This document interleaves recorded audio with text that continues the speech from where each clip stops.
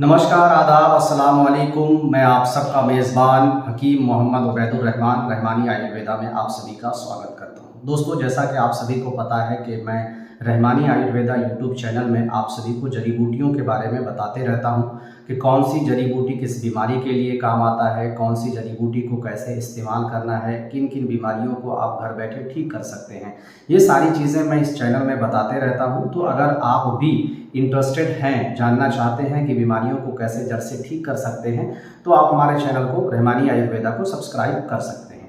दोस्तों, आज का जो टॉपिक है हमारा वो है 3 ऐसी लाइलाज बीमारियों को लेकर के, जिसके लिए जो है घर वाले इतना परेशान हो जाते हैं, जगह जगह पर इलाज करके थक जाते हैं, लेकिन कहीं से भी उसका इलाज नहीं हो पाता है। यहाँ तक कि नशा मुक्ति केंद्र में भी लोगों को भर्ती करते हैं, 3-4 महीना 5 महीना ट्रीटमेंट चलता है, उसके बावजूद भी नशे की आदत नहीं छूटती है। एक तो ये बीमारी हो गई।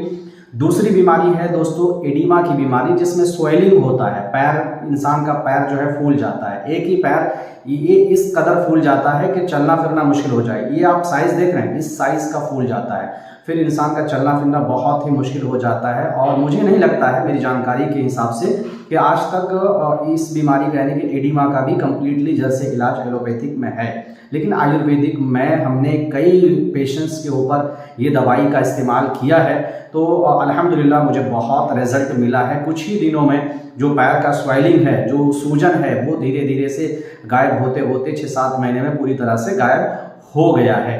लेकिन एक चीज़ ये है दोस्तों कि लोग कहते हैं कि टाइम लगता है, तो आयुर्वेद में आपको टाइम लगेगा और टाइम देना ही पड़ेगा। अगर आप टाइम नहीं देंगे तो बीमारी ठीक भी नहीं होगी। ठीक है, तो ये 2 बीमारी तो मैंने बता दिया। अब तीसरी बीमारी जो है दोस्तों वो है सोराइसिस की बीमारी।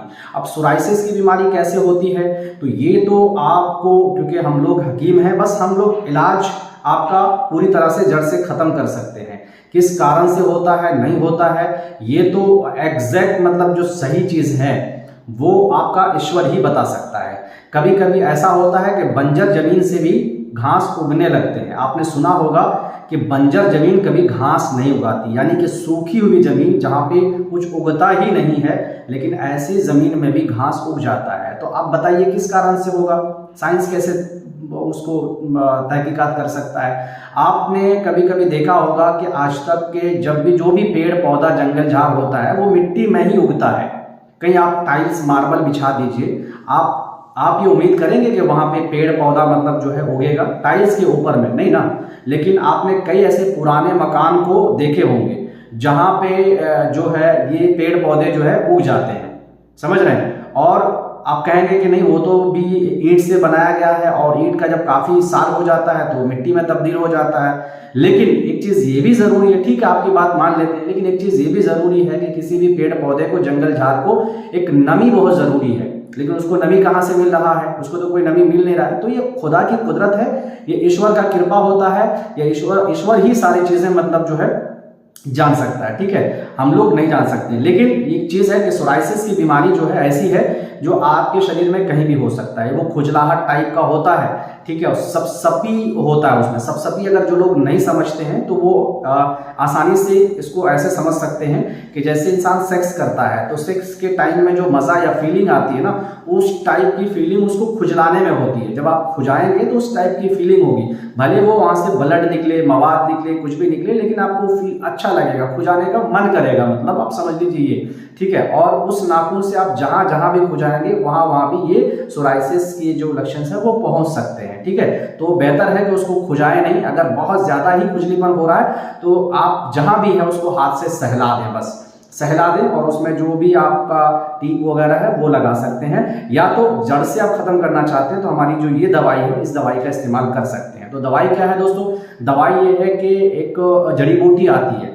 मैं उस जड़ी बूटी के बारे में पहले आपको बता दूं। ये प्राचीन काल से इस्तेमाल की जाने वाली जड़ी बूटी है और इस जड़ी बूटी को हजारों हकीम के द्वारा इस्तेमाल किया जाता है और बहुत पुरानी जड़ी बूटी है। और ऐसा नहीं है कि सिर्फ इन्हीं तीनों बीमारी के लिए इस जड़ी बूटी को इस्तेमाल किया जाता है, बल्कि ये जो जड़ी बूटी है, जो औरतें हैं उसका अगर पीरियड बंद हो गया, समय पर नहीं हो रहा है, समय से पहले हो जा रहा है, ज़्यादा ब्लीडिंग हो रहा है, उसके लिए भी काम आता है। कान में दर्द है उसके लिए भी काम आता है। फेफड़े में आपका बलगम जम गया है उसके लिए भी काम आता है, सांस की दिक्कत हो रही है उसके लिए भी काम आता है, हार्ट के लिए, बहुत सारी चीज़ों के लिए, आपका पैर में सूजन है, बॉडी में कहीं भी सूजन है उसके लिए काम आता है, मूत्राशय में अगर आप मान के चलिए कि जलन हो रहा है, पेशाब सही से नहीं हो रहा उसके लिए भी काम आता है, बहुत सारी बीमारियों के लिए।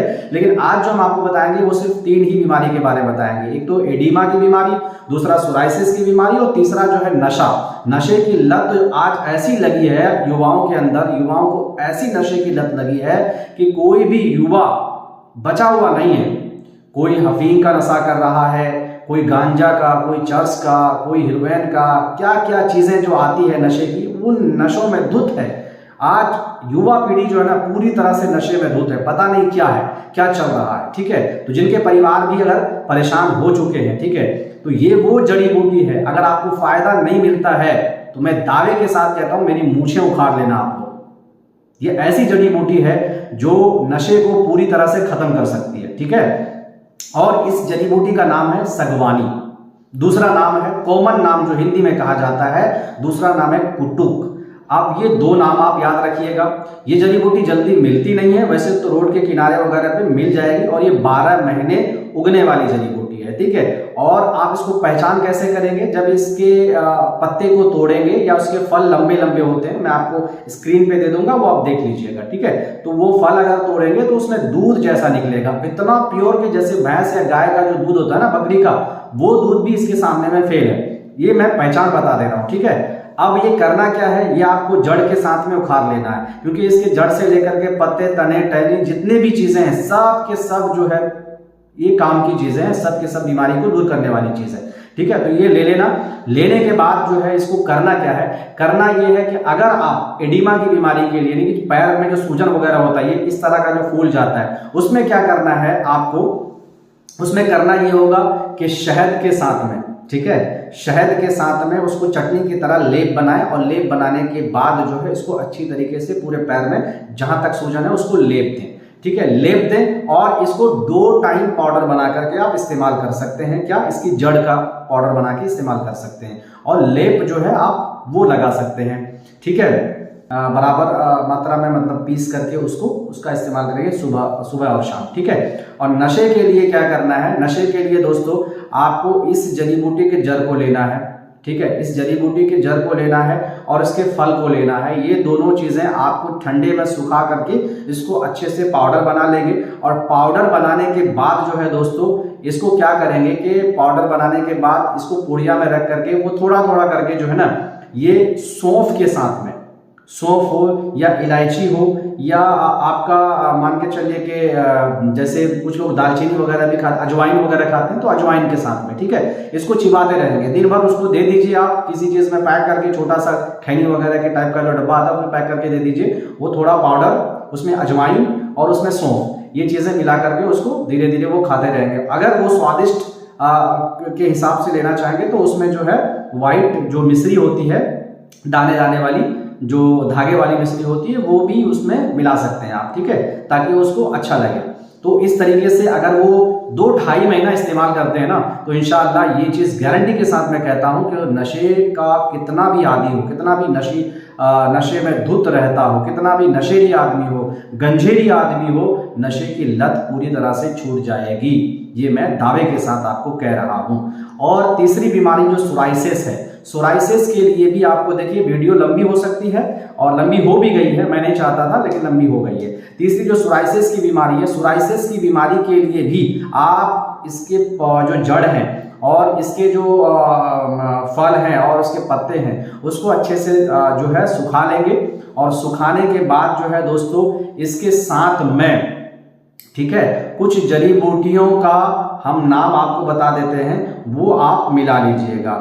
वो जड़ी बूटी क्या है दोस्तों, वो है आपका भृंगराज। भृंगराज जो होता है, भृंगराज का जो जड़ होता है उसको ले लेंगे, ठीक है। उसके बाद आपको बता दे रहे हैं कि ये आपका एक जड़ी बूटी आती है अतिवला के जड़ को आप ले लेंगे, ठीक है। ये जड़ को लेकर के और भृंगराज के जड़ को लेकर के, इसके जड़ और पत्तों को लेकर के पूरी तरह से आपको पाउडर बना लेना है। और पाउडर बना करके इसको जो है इस्तेमाल करना है, ज्यादा नहीं, 3-4 महीना इस्तेमाल करेंगे, इंशाल्लाह सोराइसिस की बीमारी जड़ से हमेशा के लिए गायब हो जाएगी। यदि इसके बावजूद भी अगर सोराइसिस की बीमारी ठीक नहीं होती है तो आप हमें बता सकते हैं, मैं अलग नुस्खे भी आपको बता सकता हूं, क्योंकि बहुत सारी चीजें हर इंसान को सूट जो है नहीं करता है, ठीक है। तो उस हिसाब से मैं आपको दूसरी जड़ी बूटी बता सकता हूं, ठीक है। इसी तरीके से आपका जो एडिमा की बीमारी है, सूजन की, उम्मीद है 100% मैं आपको कह रहा हूं कि एडिमा की बीमारी इस जो विधि हमने बताया है उस तरीके से आप करेंगे तो इंशाल्लाह ठीक हो जाएगा।